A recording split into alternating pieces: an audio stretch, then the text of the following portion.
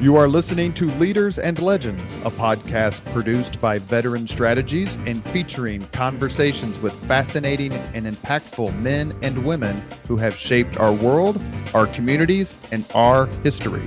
My name is Robert Vane, Principal of Veteran Strategies, and your host for our discussion. You are listening to Leaders and Legends, a podcast presented by Veteran Strategies, a local veteran public relations enterprise, and sponsored by Girl Scouts of Central Indiana, Garmong Construction, the Crowne Plaza Hotel, Grand Hall, and Conference Center at Historic Union Station, the law firm of Bose, McKinney, and Evans, and the Bose Public Affairs Group, the McGinley's Golden Ace Inn, and MacAllister Machinery, your friendly neighborhood Caterpillar dealer. You may find all of your sales and rental equipment needs at MacAllister.com. We are pleased to announce our podcast is now a member of the All Indiana Podcast Network in partnership with Wish TV. You can find Leaders and Legends at allindianapodcastnetwork.com. Thank you for joining us on the Leaders and Legends podcast. Our guests today are two people who are bringing a fresh perspective to the local conversation. Amanda Kingsbury and Leslie Bailey. They are both former members of the Indianapolis Star, but they have created what is called Indy Maven, which had its 1-year anniversary in October, and we are just now getting a chance to talk to them. It's Indianapolis's premier digital lifestyle platform for women, and it celebrated its 1-year anniversary just a few months ago. The platform, which features articles written by and for women, connects readers through women-centric storytelling, creates access to female-centered brands, and provides insight from a diverse influencer network representing women from an array of races, ages, and socioeconomic levels. And they also appear on the relatively caveman-esque Leaders and Legends podcast, where I expect to get scolded by Amanda like I did the first time she was on over a year ago. Thank you, Leslie and Amanda, for coming on. Thank you. Thanks. The Indy Maven website, the genesis of the idea, I remember, quite frankly, Amanda, you and I talking about it when you were first kind of formulating it. Why don't we start with you? Tell us a little bit about what caused you to go down this road. Well, it's a road that Leslie and I have been traveling for a good 5 or 6 years back when we worked at the Indy Star. And we identified women as not only a lucrative network for the Indy Star, but a very engaged, politically, socially, community-wise network. And I say this a lot, but what we were noticing is that a lot of the coverage in mainstream media for women, they kind of fell into two camps: traditional stay in your lane roles / even in some cases, sexual rewards, or they were don't laugh. Or it's just usually not phrased that way. I'm laughing or at the they phrasing. were victims of a crime. And there were some really important stories that came out, like the Larry Nassar coverage, but there was nothing really in between. You didn't see women in a lot of coverage just as part of the regular coverage. Leslie? Yeah, I think Amanda and I had some success with some things that we were able to try out together during our time at the Star. I don't think we ever really got to take things to the level that we thought that they could succeed at, for one reason or another, even if we were just in our own way from time to time. But we'd for a long time had these ideas, and we were just both at a point in our lives where it was like, well, this seems like a good time to try it. And we believed in it. So we took a stab at it, and so far, so good. To append to Amanda's point, Leslie, what did you think was missing, or perhaps is still missing, from the coverage of women in this media market? Well, the talk track, Amanda just said, I feel like I say this a lot, and I feel like I say what I'm about to say a lot, but that's kind of, there's a reason for it. So I did not go to journalism school. So I'm sitting in a newsroom full of really talented journalists career journalists who went to J school, did the whole thing, had the internships, have been at incredible newspapers and publications. That was not my path. So there was a little bit of this feeling of that maybe what I had to offer was slightly discredited, and I kind of got bucketed into like, well, for example, I never had to do a breaking news shift ever because no one thought to ask me. And that's something I can say now, but I wasn't about to bring it up then. Okay, I won't be on call at midnight. That sounds good. But in some ways it was a little insulting. It was like, I'm here, right? I literally sat at the desk across from you. So there was, I think, some stereotypes, some generalizations as far as just from a storytelling perspective and a career perspective. But I was watching what Amanda was saying happen, and I'm looking at the rest of the publications I follow and going, I'm not seeing that that's necessarily happening in other markets. And we're not talking to women in the same way. And so we can't say that we sit there, we want the power that women have as far as spending dollars and influencing household decision making, but then we're not listening to what they're saying when it comes to this is the news that I want, this is how I want to digest it, this is how I want to receive it. So there was some friction in between those approaches that I thought we could probably try and marry together a little more seamlessly. You mentioned one thing. Go ahead. I was in the newsroom in 2014 when a male reporter was taking a group through the newsroom and introduced us as the jams and jellies department. And I was furious. But that shows how much that attitude persisted. Meaning, expand on that. Features department. Yeah. And is that seen as not quite in the echelon of hard news investigative reporting? In other words, is there an inherent condescension both from an onlooker and an insider perspective? I don't know about the onlooker perspective as well as how Leslie explained the insider perspective. A limit to our ambition and capabilities, despite what the numbers showed. Right, because there's a reason why local journalism, and this isn't just Indianapolis, there's a reason why there are so many features on craft beer and various other things which wouldn't be seen as hard-hitting news. It has to be, that's what the folks want to read about.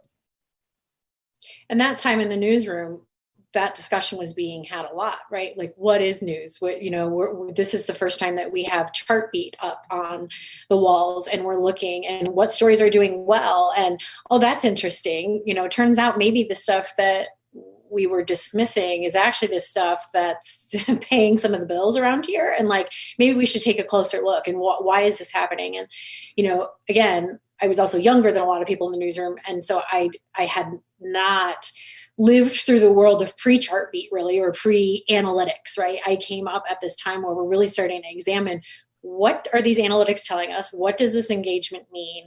And are we coming at it from the right perspective? Sometimes yes, but it also was an opportunity to change things up.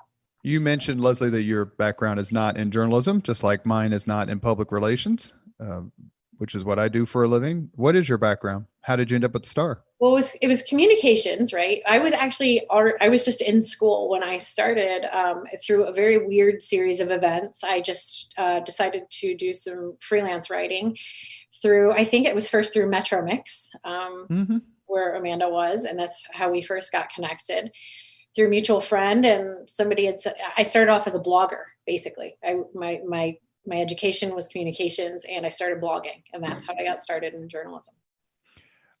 Amanda, let me ask you a journalism question. Chartbeat, please explain what it is to the audience and give your opinion on it. Positive, negative, morally neutral. I'm morally neutral, but Chartbeat was a tool that we could see the top stories being read at any given moment, how many people were reading them, where they were coming from, and how much time they spent on every story. So you could start to develop. What? From the digital platform of the Indy Star. Yes. Mm-hmm. Is Chartbeat too powerful, too influential as a decision maker in reporting and storytelling for all newspapers? I mean, I think it can be because, you don't want to just, cheap clicks, they exist. And I think that's a way of abusing people's attention, right? But I think what we did come to understand is the ones where there were a fair amount of people on the story and they were spending a lot of time on it. So you knew that there was some real value to that story. They were reading it. They weren't just looking at the headline and bouncing off. Was there ever a time that Kravitz Oil number one on Chartbeat. Yes. They seem to get, the sports department as a whole seems to get an inordinate amount of resources. Is that just public driven? No, I think a lot of that has to do with the people who are in charge. I mean, sports is obviously very valuable and their coverage is very valuable and their insight. But yes, you have male editors who are much more into sports than, say, the arts. So the sports department gets most of the resources. At the time when you were both at the Indy Star, though, it's fair to say that there were several women in top management. How much, including the editor-in-chief and some others, how much did that change the culture of the Star? Did you feel like you had an ally and someone who said, hey, we never would have covered this, but now we are because this perspective is now more represented in the newsroom? I think so. I certainly felt that there were wins there, and I felt a shift and a change.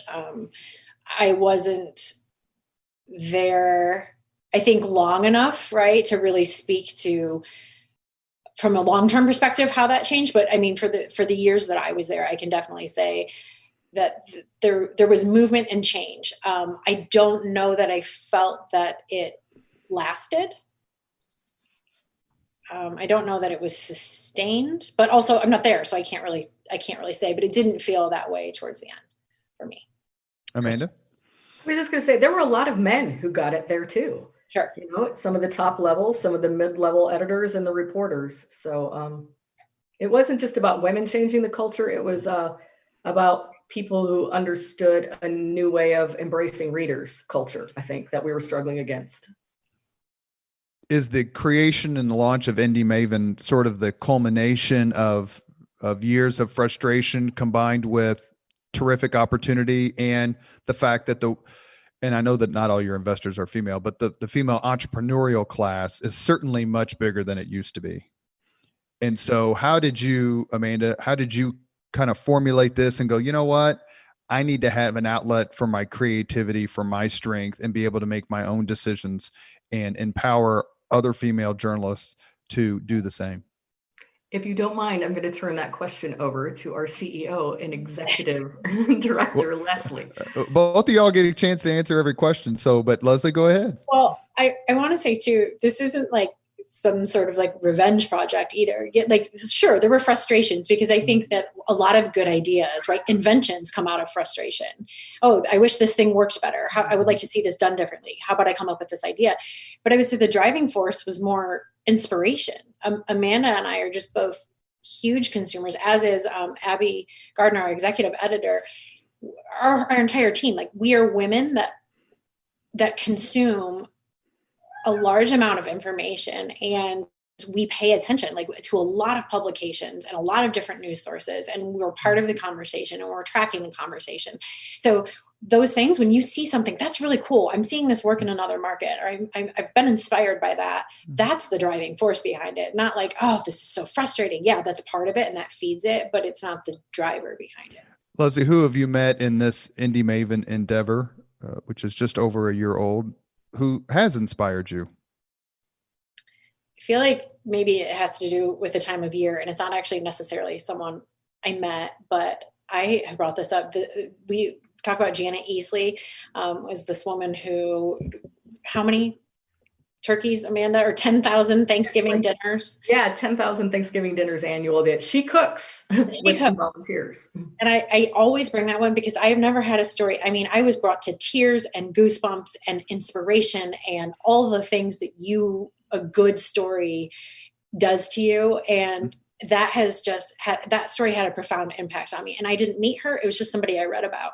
She comes to my mind all the time. If that woman can do what she is doing with the resource that she has, like, there's no stopping anybody who wants to set their mind to something like that. But also, I would not point to one person individually, but our editorial board is such an incredible group of women. And I'll be the first to admit, the first meeting, I was terrified. I was kind of like, how am I going to walk into this room of these just smart and successful and interesting women who are doing incredible things in our community, and come to them and say, hey, do you want to join this thing? And These are women who already have so many things fighting for their attention. Are they going to care about this? And we were so lucky that they got it right away. They're kind of the thing that I keep in mind, right? Which is the point of an editorial board. So I keep their voices in mind as we shape our direction every day. Care to mention a few names? Who's on your editorial board? We want to know if they're wonderful. A, we want them on the Leaders and Legends podcast, or B, maybe some of them have already come on. So there are 20 of them. On indymaven.com, we have an editorial board page. So I can say, I know that we have a mutual friend, Denise Hurd. Wonderful. She is our most recent addition. So I can say that she has been just somebody who's been awesome to have, but there are so many, I wouldn't even know where to begin. And that's not for lack of, I have them all in front of me. I don't even know how to pick one person. That makes me so nervous. Read them all. I want to know who they are. You ready? This is free media, so go right ahead. I want to know who they are. Okay, we have Amy Bartner, also former Star employee. Terrific. Barr, who's Girls Inc. Sharon Chang, who's Indianapolis Public Schools. Deborah Dormand, Remax legend. Denisha Ferguson, who's with Indiana Fashion Foundation. Tiffany Hansen with Luna Language Services. Denise Hurd with Hurd Strategies. Aisha Rose, who's with The Strength of She. Emily Massingale, who's with Crystal House Doors. Taylor Parker, who's with Born This Way Foundation. Shelby Ruby Terry, the 40 Group. Melina Simone Jeffers, we had an amazing story with her, who has a whole new thing that she's launched this week. Kathy Sachet Downey, who's with Congressman Andre Carson's office. Manon Voice, who is an incredible poet, spoken word artist. And Michelle Dahl, who runs Michelle's Little Free Pantry. So a wide variety of industries and backgrounds, and incredible women that I am for sure honored to know and work with. Now, you mentioned, to keep the focus on Leslie for just 1 second, you mentioned you were nervous. It's tough to go in and pitch ideas, or, pitch your consulting services to decision makers. I think we all remember the first time, and this wasn't your first time, obviously, but the first time we're in a room with really powerful people who can make or break you, or who can say, yeah, you know what, we should hire this guy. And it can be somewhat intimidating, but you did it. Your platform, the Indy Maven platform, started with a $1,000 investment, and you have grown it. How did you pitch it, and how have you grown it? We first pitched it, and how we grew it, I guess, are one and the same. Pitching it to that group of women, I was more just intimidated because they're successful, and I wanted them so desperately to believe in what we were doing. And because if they didn't get it and they didn't believe in it, then maybe we weren't on to the right thing. So that was where that kind of an initial, I guess you could say, anxiety came from, as far as from a business standpoint. So I think a lot of times we get the question, people are kind of skirting around it, and I almost have to interrupt and go, are you asking how we make money? Is that what you're asking right now? And the answer is this: we had the idea, and a woman we know, Crystal Grave, helped us get us off ground. And we had these conversations, and Amanda and I went to Crystal and said, we have this idea. And she said, okay, here, let's package it this way. And then we went to businesses in the community that we already had relationships with. I'll be the first to say I'm not a salesperson. So I felt comfortable going to people that I knew and saying, hey, I have this idea. You can like it. Maybe you will, maybe you won't. But if you do, we would love for you to become a partner with us. And becoming a partner with us means we're going to have this year-long relationship, and you're going to be an advertiser, but you're going to be more than that to us, right? You become part of our business. And sort of this extended version of our Indy Maven family. And so that was an incredible experience. Every time I would go on a call with Crystal and we get in the car and somebody said yes on the spot, and she goes, that doesn't happen like that all the time, right? This is not like a normal sales experience. Because I'm sitting there going, what's everybody complaining about? Sales is so easy. All you have to do is go in and tell them, and then they say, yeah, sure. Okay. I mean, that's not to say that there were not no's. I mean, there were a few people, but now looking back, I'm like, that was totally inappropriate to even approach that person with what we were asking at the time. So I have learned a lot about sales since then. But at the end of the day, it was also approaching people that we knew had similar values in our community. They were community minded. They believed in uplifting women and supporting their voices, and they believed in us and our product. So we were fortunate that there were a lot of fast and easy yeses. So with those initial investments as advertisers, we were able to put together a team. I'm proud to say we have paid every contributor that we have ever worked with. We believe in compensating women specifically for the work that they do. I mean, we believe in paying everybody for the work that they do, but I think often women, especially creatives, are told to do a lot of work for exposure and for free. And that's something that I experienced a lot in the beginning of my career. And that's fine to do once or twice, but you can't make a career on that. You find it particularly ironic that people who are in business to make money don't expect you to do this for free. I know you do this for a living, but do this for free for me, and then we'll talk about the next time. Right. And especially with a product that's digital. So we don't have a print product. You can't go pick this up. And for some people, that's hard. What am I getting, right? And the value, what's social media, and where do you put the number and the value on that? But I recently had the opportunity, I am not going to name the name of this, but a national publication. And I got to sit down, a digital publication similar to ours. And I had the conversation to talk to one of the co-founders. And I found out that their business was built on women contributing content free. And there were 700 contributors. And I said, that is incredible. Show me a product where 700 men worked for free. And they have a really successful brand now. And that was the way they did it. And you know, they started a lot earlier than we did. And that was sort of more accepted and commonplace. But I also have to point out, you know, we're in a world where lines are very blurred with ethics and journalism, and you add bloggers and influencers, and what's transparency and what's ethical and what isn't. And I think I'm also proud that's what sets us apart. We still adhere to traditional journalism ethics. Like, yes, I think we've adapted to the world that's around us, but like, we also believe in being transparent and making sure that we have that separation that's important to us still, which I don't know that you necessarily get with some modern, maybe newer publications. You mentioned you talked to some folks initially who said they weren't ready to get on board. Have you gone back to them, and now with a more polished, perhaps more established product, and they go, okay, now we get it? No, because you know what? It wasn't about the product, and it wasn't about us or them. It was about, it really came down to a pricing thing. It was, oh, now I get what a small business spends, because I have always been, I'm never, you know, in a newsroom, you don't talk to the advertising and sales team. I am so far removed from that process, right? Which is great. That's how that should be. But when you're the one starting the business and you don't have departments and you're wearing all these different hats and you have a small team, right? It's not just me. Obviously, there was Amanda and there's Crystal, and we've slowly built out this team.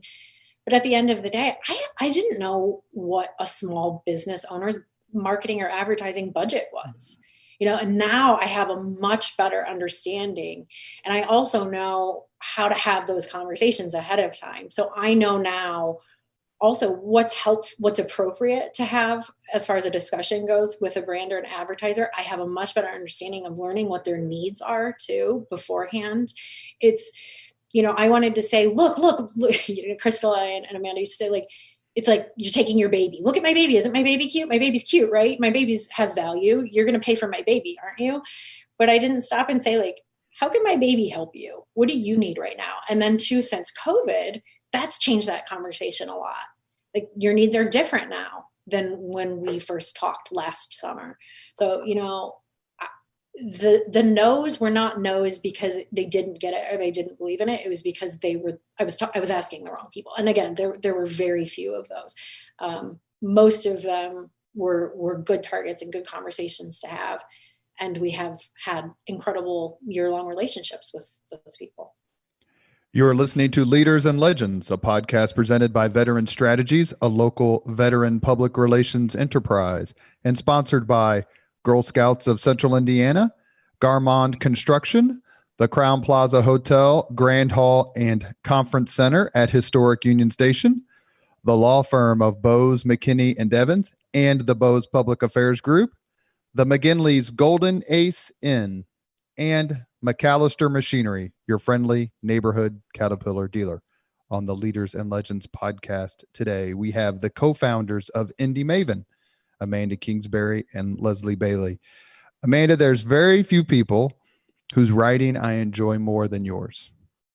You are an absolutely superb writer, bright, witty, and just someone who I think peels back the layers very quickly to get to the heart of your subject matter.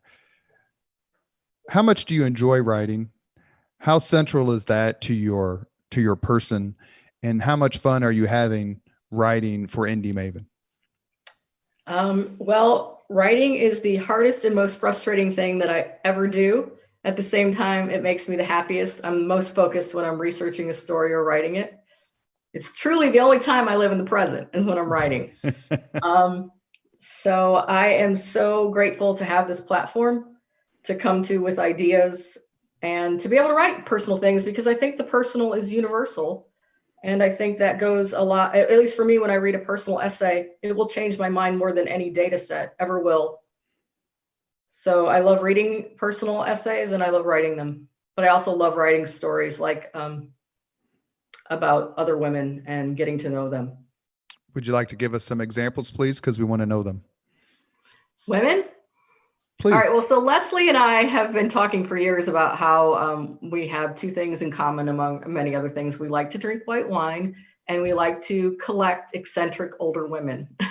So it is always a pleasure for me to sit down with, say, a Murph Dameron, who is an act or a model in New York, who met Salvador Dali in a liquor store and ended up modeling for him, was known as the American Twiggy back in the 60s. These are the women whose stories I love to tell the most, because they need to be told. So those of us who are still coming up in the world, I mean, not that I'm still young, right? Can see the work that was done before us and give them the admiration and respect that they deserve.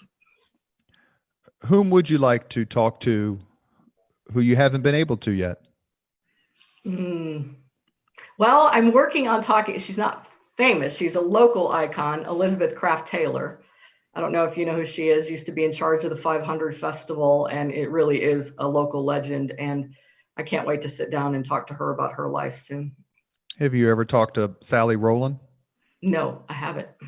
I'm happy to make that connection. She's Pioneer doesn't quite cover what she did for female entrepreneurs in the city through Rowland Design. She came on the podcast with Danielle Shockey and me earlier in 2020, and to call her a hoot would not quite do her justice. She is an incredibly important person with the personality that would match yours.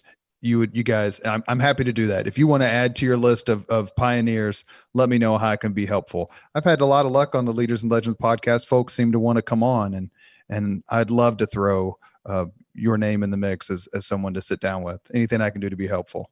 I would love to talk to her.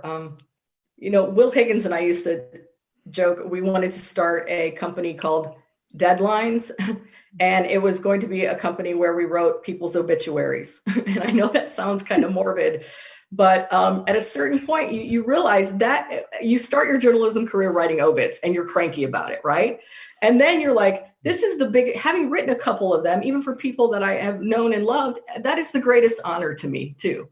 So you were born on Halloween. Yeah, that's true. So there is that morbid side that will always exist, but I don't know. My perspective is changing as I get older. I want to know how I can honor people's lives, very well lived and interesting lives. And what's making it change? Your mom, your years in journalism, the more years you're here in Indianapolis, just sort of life experiences as a whole. What makes you? We all go through changes as we get older. What's changing your perspective, or maybe shifting your interests? I think this year has been one of some grief and loss, and a year ago, I lost my nephew to an opioid overdose, and I wrote his obituary. And the most important thing, that my nieces at the time, because they were my ex-husband's nieces, right? Sure. And they said, we didn't know whether to call you Aunt Amanda anymore because you're not married to our uncle anymore. But after I wrote that obituary, they started calling me Aunt Amanda again. And that was just really important because it was a way of, I don't know, bringing our family together, and showing that love and concern for a loved one that we'd all lost. How does Indy Maven grow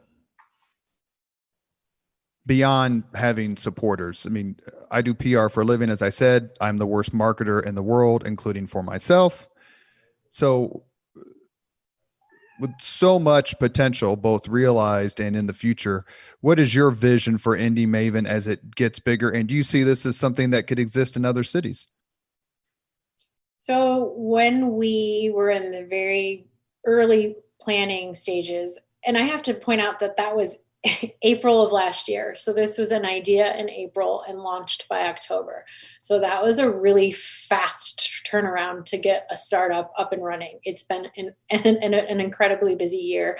Then add in a pandemic, and I also happened to go on a maternity leave this summer too. So there has been a lot to work through, but we grow by word of mouth, essentially. I mean, and when I say that, it sounds like of course we have social media, and we have an amazing Instagram following, and we have a newsletter, and we've got these great numbers, but truly the whole point of what we're doing is, we always say, like, our brand, it should feel like a friend. Like, this should be your friend that you go to, that you say, hey, everything from where should I go to dinner to what's a cause that I can get involved in right now that's important in my community. So it really is on a friend going, hey, have you heard about Indy Maven? Hey, did you read this article on Indy Maven? We have a membership program. We have all of the marketing things in place, but this brand is its kind of own entity, its own, we actually had a brainstorming session, like, who's Indy Maven? What is she like? Right? Like, that's a common, marketing profile exercise, but it was really fun to do, because it's like, who is this, the Maven behind what we're doing? And it was really easy for us to build this personality that is going out. And I love that it kind of operates as its own thing, independently of what we do. How has Indy Maven interacted with local Indianapolis or Indiana media? Have they been receptive, supportive? Have you had an opportunity to kind of talk about your endeavor in local journalism? So from day one in our newsletter, we have a section at the bottom called Psst, right? And what is that? So that is, and it's super fun to say in meetings, oh, that goes in Psst. But that's links to local and also national publications. But again, we're huge consumers of news ourselves. And we are not trying to repeat anything that's already out there, right? If people will say to us, how come you don't do more of this? Well, because that outlet is doing that. That already exists, and they're doing a really good job. And we want to uplift what they're doing. And so in the beginning, before we launched, it was like, oh, is this another pattern? Is this a fashion magazine? No, because that exists. And Paulina is doing an incredible job with that brand.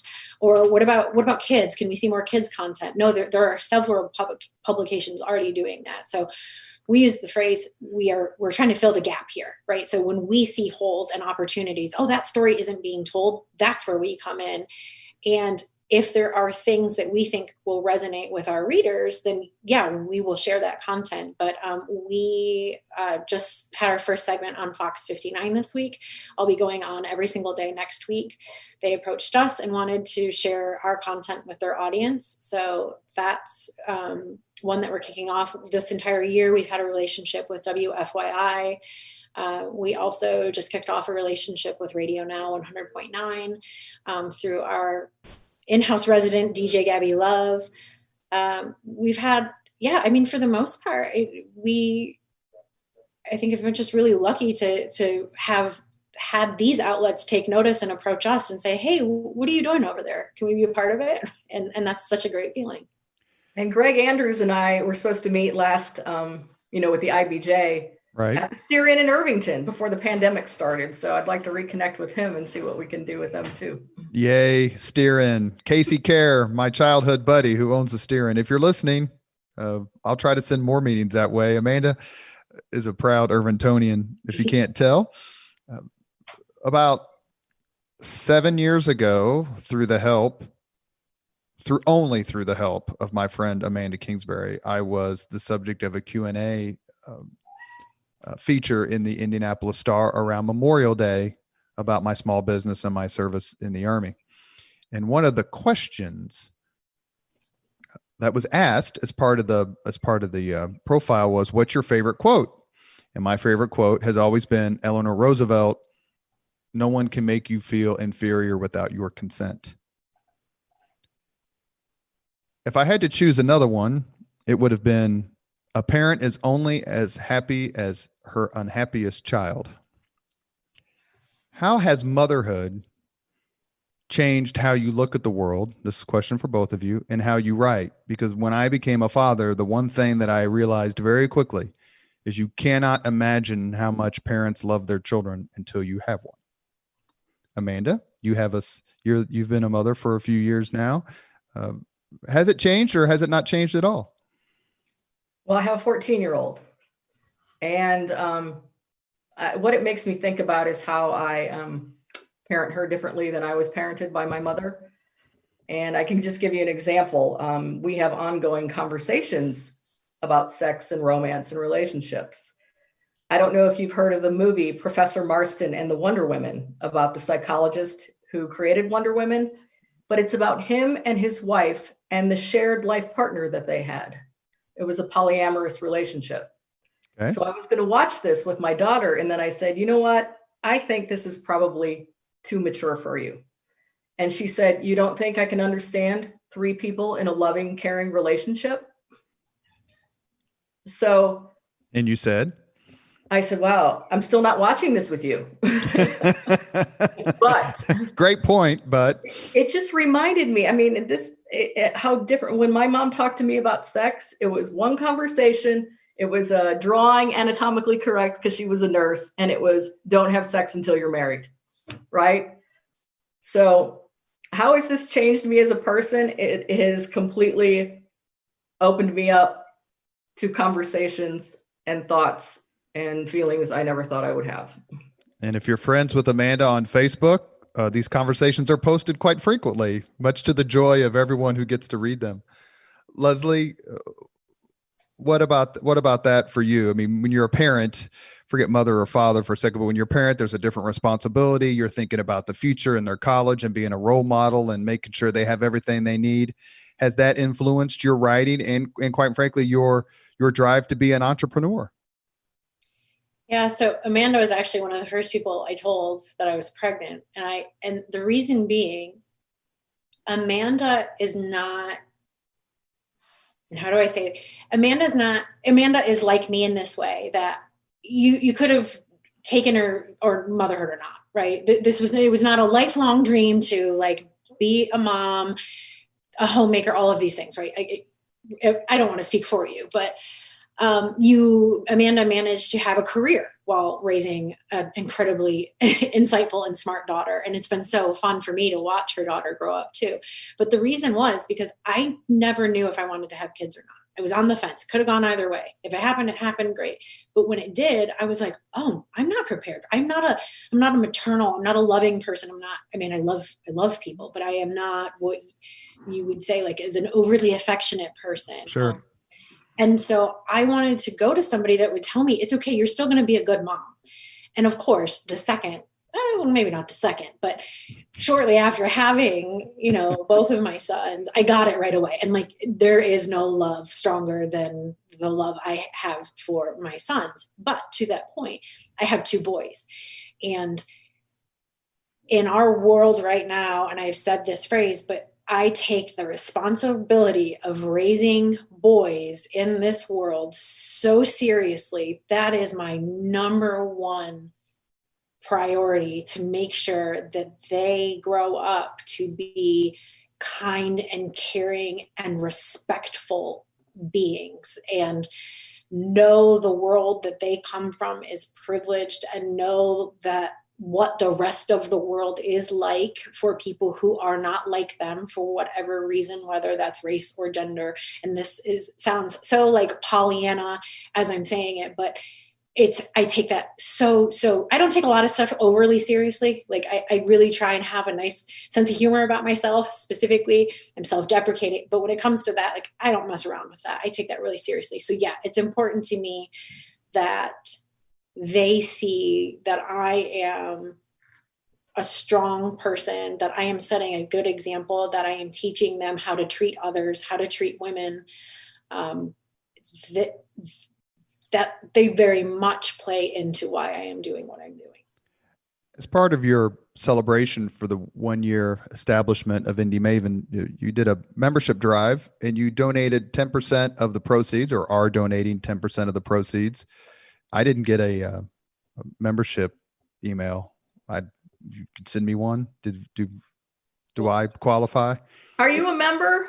I'm not. I don't know. I've gotten any membership. I'm happy to. The Leaders and Legends podcast would happily be a supporter. We try to support a lot of the folks who come on the podcast because we know you're donating your time. But some of the nonprofits you've worked with and are donating to, would you like to talk about them a little bit? Indianapolis has one thing that's come through, and we're almost on our 100th podcast here. One thing that's come through is the nonprofit community, along with the spirit of volunteerism that exists in Indianapolis, is simply the foundation of all the great things that have happened in this city during the last 50 years. But please talk about some of your partners in the nonprofit endeavor and how the reaction's been to your membership drive.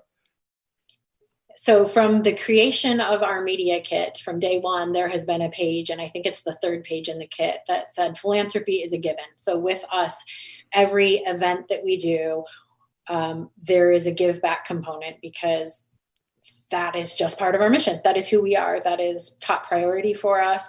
So when we have pre-COVID times, when we had in real life events, we did a fundraiser for Coburn Place, like our pre-launch brunch. I sit on the board there, and they were the beneficiary for that event. Pattern, the fashion 501c3 I mentioned earlier, was the beneficiary from our Style Swap event, which was a clothing swap that we did in the fall. So Girls Inc. is another one. I mean, organizations that benefit specifically women, secondarily children. We have a number of those relationships, and then something looking at for 2021. And I've sat on this board of a nonprofit, but now being on this side of it, looking, what does that look like? Do we do a donor advised fund or a foundation within Indy Maven? So how can we make sure that the money that we're collecting is best benefiting the organizations that we support? 2020 has been a historic year for many reasons, one of which is the recent election of Kamala Harris as the putative vice president of the United States. How does that represent a glass ceiling to both you, Leslie and Amanda, or is it just kind of a natural progression that's come out of the liberation movement of the 60s and 70s? That's a big question, Robert. I don't. Which know. I know you are going to knock out of the park. Have at it. It's hard to think about a natural progression from the 60s and 70s. A lot of groundwork was laid there, but then you think what it was. I mean, how many gains women have not made? I mean, isn't it in the mid 90s, up until the mid 90s, that spousal rape was still legal, right? I mean, that wasn't that long ago. So I don't know. When I see Kamala Harris, I do think maybe there are some girls growing up now that when they tell you can be a president, they'll believe it, because there's actual evidence now. But there was a quote I saw from her, which I thought was one of the most important things she's ever said, and a good thing for younger women to hear. There will be a resistance to your ambition, people who will tell you that you're out of your lane. They are burdened by only having the capacity to see what's always been instead of what can be. So I think our fight still continues to be against people who will limit us because they can only see what's in front of them instead of the possibilities.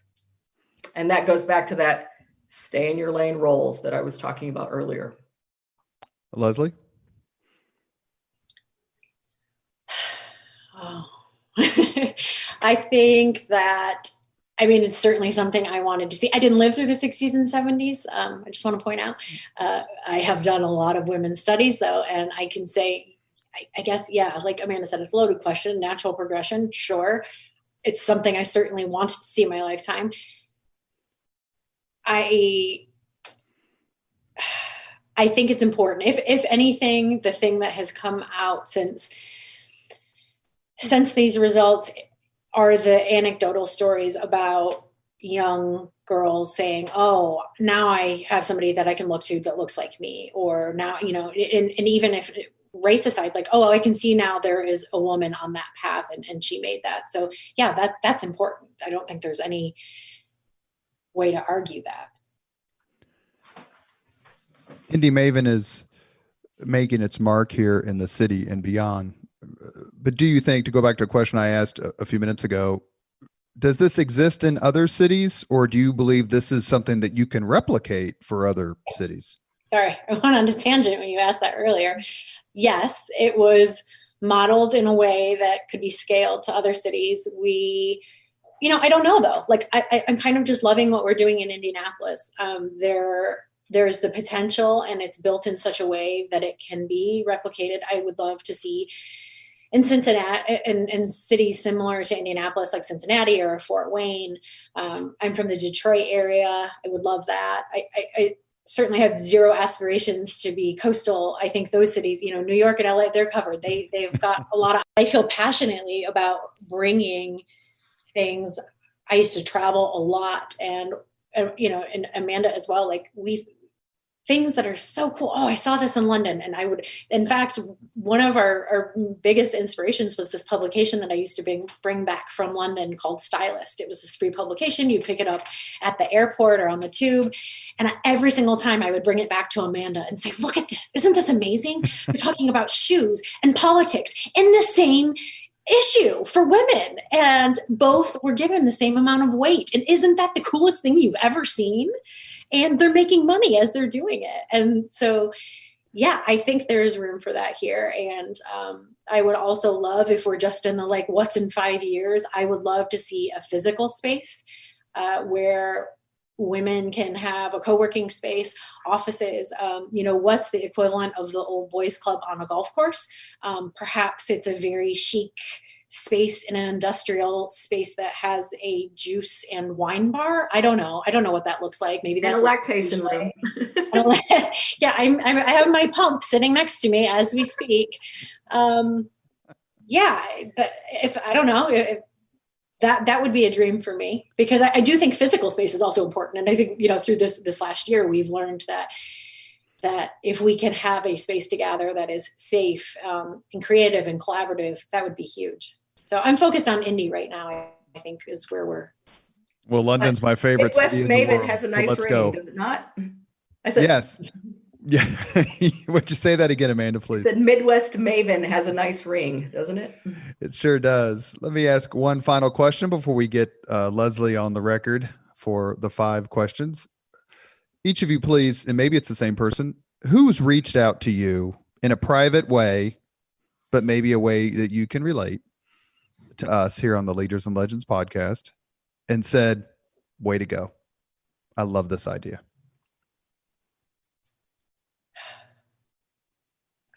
Where do we even begin? Like someone you want a noteworthy are you saying like a name other people would know? Yeah, when I started my company, there was someone very prominent. His name is Jim Morris, who just said, being an entrepreneur is not easy. Best of luck to you. Toby McClamrock said the same thing. I met with a lot of people to get their advice, and they said it's not easy, and you're going to work harder than you ever have in your life, but the rewards can be great. And without their encouragement, quite frankly, I never would have done it.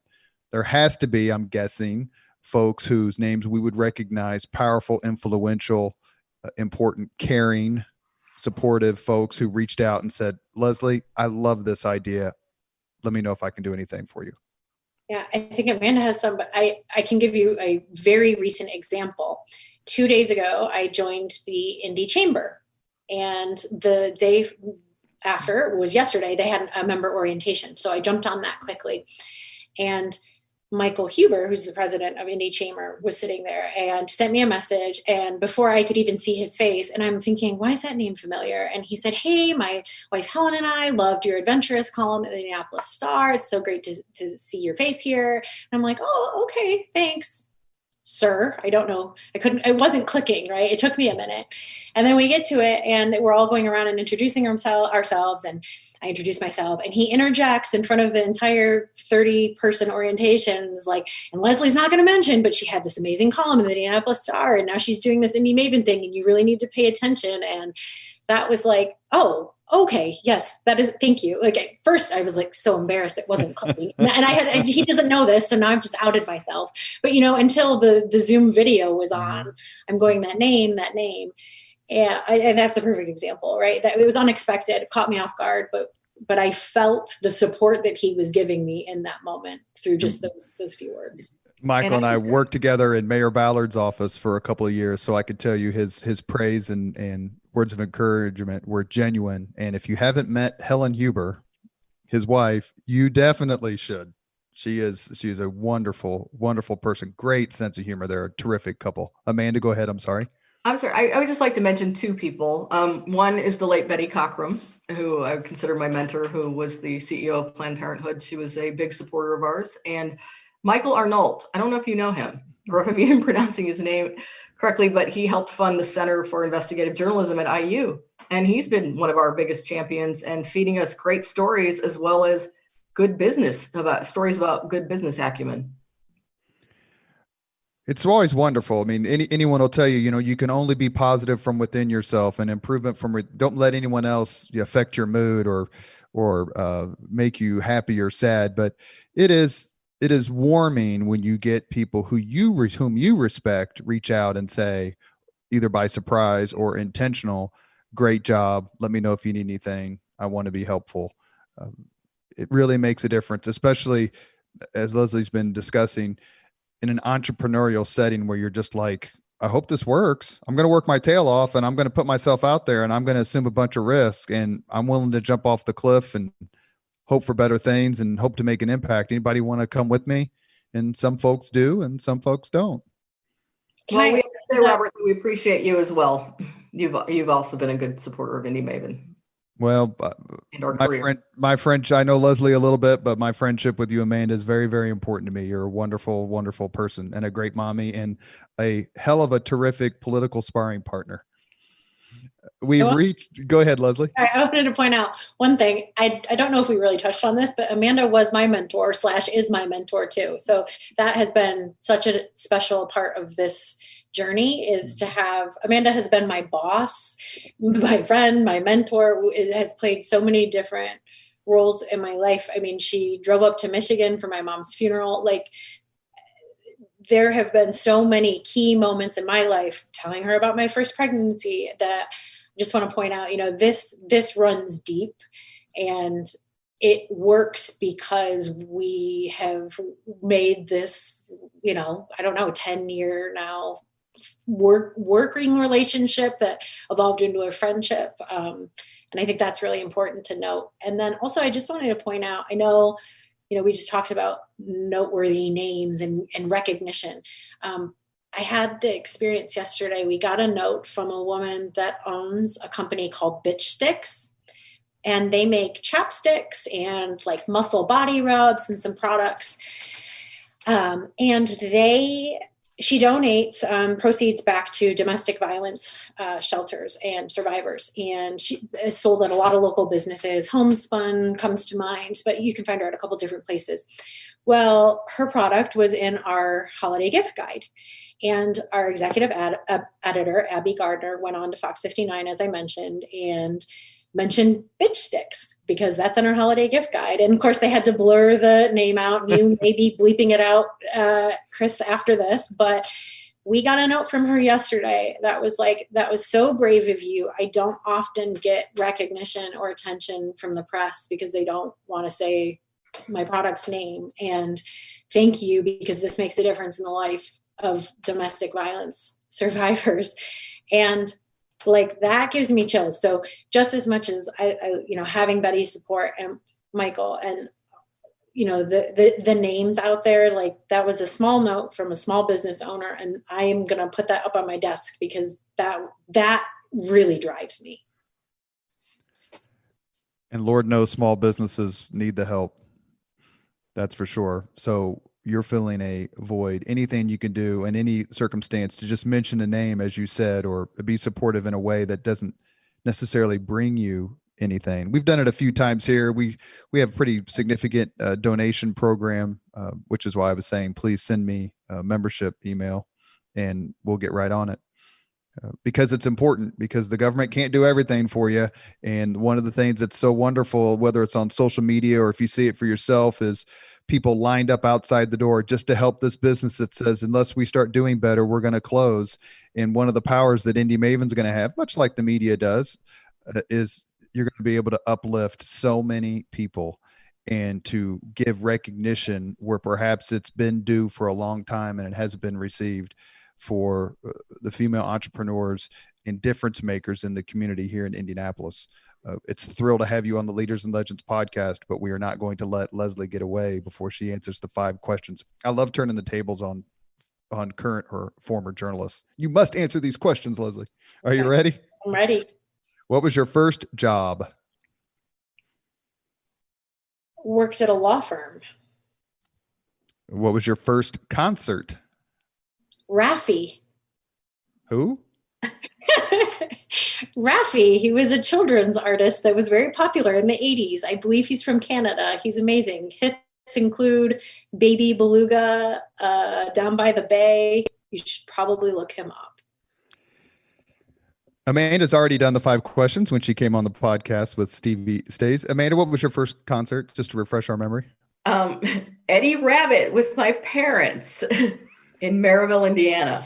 There's a man with some hits. I'm sorry, who? I love a rainy night, driving my life away. I don't know how old I was. It was just fun to be out with my parents. We got dressed up. Like an Eddie Money knockoff. No. I love when you have guests on and they're of different generations, the answers you get and the responses they go back and forth is so fun. What was yours, Robert? Van Halen, El Paso, Texas. I was in the Army and it was my very first, well, I mean, if you don't count Johnny Mathis with my mother at Starlight Musicals, right? But the first concert ticket I purchased with my own money was Van Halen. It was one of those events you're like, why the hell did I wait so long to go to concerts? Leslie, with my own money was TLC, if that's what we're talking. My parents took me to Raffi. I spent good hard-earned law firm money on TLC. Unless I was still alive. Yes. All right. That's an answer we can accept here. That's on the record. Number 3, Leslie, if you could suggest any book for someone to read, which book would you recommend? Oh my gosh, that is hard. You can't ask a writer to choose a book. Oh my God. Amanda, help me. I know. I'm looking in my I never got away with giving that answer to any reporter from the Indianapolis Star. You can't ask me that. That's just too hard. I refuse it. That's too hard. I'm trying to think. The Portable Dorothy Parker. But I've never read that. Honestly, I just pulled it out of my bookcase. I just basically got a book recommendation out of this question. I can't, I don't have like a profound, maybe I should like firm up these answers. I don't have like a book that changed my life. I feel like every month, well, not lately, because I don't do a lot of reading, but Amanda and I, as she mentioned, we would collect women, but we'd also go on tangents about famous women. So Diana Vreeland was an obsession for a year, Zelda Fitzgerald. So reading a lot of books around them. We will kind of, I think at the same time, dive into a subject. Oh, have you read about this woman? And we'll share a book. I love reading books about famous women. So that's my genre. That's the closest I can give you. I'm sorry. Number 4, if you could witness any event in history, Which event would you choose? Any event in history. Was this hard for you, Amanda? Yes, I don't even remember what I said. They're tough questions. You know what I would have loved to have seen? I would have loved to have seen my parents get married. I did a TV show one time and was asked the question, which event in history would you like to see? And there was a multiple. And one of my answers was the moment my parents met. Oh, that is such a good one, because the day my parents met, my mom had talked to a psychic and she said, you will meet a man on the water. And that night, my mom met my dad in a Mexican bar on Grand River Avenue in Detroit. And she was like, oh, on the water. I met a man on the water. And everybody in the bar, when he walked in, said, Roger. And so my mom said, Roger. And he said, do I know you? And she was like, no, it just seemed that everybody else did. And they connected and the rest is history. So yeah, I guess I would have loved to have been a fly on the wall in that Mexican restaurant bar, which they did later take me back to. Oh, that's terrific. My parents were both in the Marine Corps when they met. And so it would have been nice to see them walk into wherever they met at Paris Island, South Carolina on the Marine base and have someone say, hey, John, this is Anna. Anna, this is John. And know everything. That. Absolutely. Amanda, you want to take another shot at it? Yeah. Can I please see Eve hand that apple to Adam? Start of all of our problems. You are true. Last question, Leslie, and Amanda too, of course, if you want to take another shot at it. Question number 5. If you could have dinner with anyone living today, 2 hours off the record, whom would you choose? And Amanda, your answer would be different because I remember the first time I believe you chose Betty Cockrum, who we've lost. I pick Cher right now. I would love to have a 2-hour off the record conversation with her. And did you see she was just in the news recently for saving a lonely elephant at a bad zoo and got him relocated to a better place? Oh, good for her. Oh no, I want to have dinner with Cher. She's still kicking ass. She is. Gosh, that's a good one. I'm going to go, and this is very of the moment, and I know I'm late to this party, but Dolly Parton. Yes, we need to go to Dollywood. Oh, yes. Let's do that. London, Dollywood. We've got plenty of places to see. Dolly Parton, to Amanda's point about Cher, is she's another one who stepped up in this time of crisis. Absolutely. You have been listening to the Leaders and Legends podcast, presented by Veteran Strategies, a local veteran public relations enterprise, and sponsored by Girl Scouts of Central Indiana, Garmong Construction, the Crowne Plaza Hotel, Grand Hall, and Conference Center at Historic Union Station, the law firm of Bose, McKinney, and Evans, and the Bose Public Affairs Group, the McGinley's Golden Ace Inn, and MacAllister Machinery, your friendly neighborhood Caterpillar dealer. Our guests today have been Amanda Kingsbury and Leslie Bailey, co-founders of Indy Maven. Thank you so very much for coming on the podcast. Please send me a membership application, and congratulations on your 1-year anniversary. And please come back on. Thank you. Always good to see you, Robert. Thank you. Thank you very much for listening to Leaders and Legends, brought to you by Veteran Strategies Incorporated. If you want to contact us about this program or our menu of public relations services, please send us an email at robert@veteranstrategies.com. That's robert@veteranstrategies.com.